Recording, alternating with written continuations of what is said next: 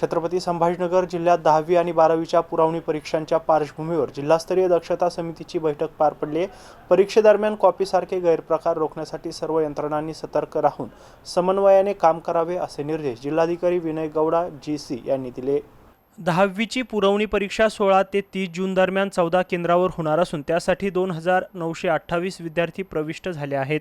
तर 12वीची परीक्षा 16 ते 8 जुलै दरम्यान 10 केंद्रावर होणार असून 2891 विद्यार्थी परीक्षा देणार आहेत। जिल्हाधिकारी कार्यालयात झालेल्या बैठकीत पुरवणी परीक्षांच्या नियोजनाचा आढावा घेण्यात आलाय। परीक्षा केंद्रावर आवश्यक सुविधा, सुरक्षा व्यवस्था, भरारी पथके आणि संवेदनशील केंद्रावर विशेष लक्ष देण्याबाबत सूचना करण्यात आल्या।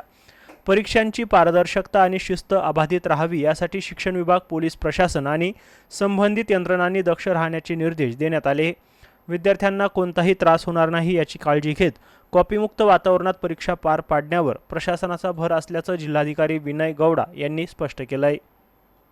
पैठण या ठिकाणी त्याच्यानंतर गंगापूरमध्ये 2 आहे। कसं आहे डिस्ट्रीब्युशन किती आहे ते पाहिजे, त्या हिशोबाने प्लॅन करता येते।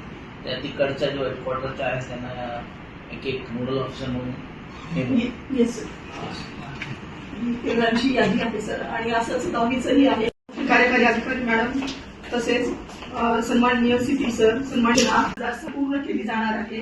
तसेच 12वीची परीक्षा ही 16 जून 2026 ते 8 जुलै 2026 या कालावधीमध्ये पूर्ण होणार आहे आणि 10वीसाठी एकूण 1090 विद्यार्थी, परीक्षेची 14 केंद्र असून यासाठी 2935 विद्यार्थी हे प्रविष्ट आपल्या विभागामार्फत आपण निर्गमित केलेले आहेत। परीक्षा केंद्रासाठी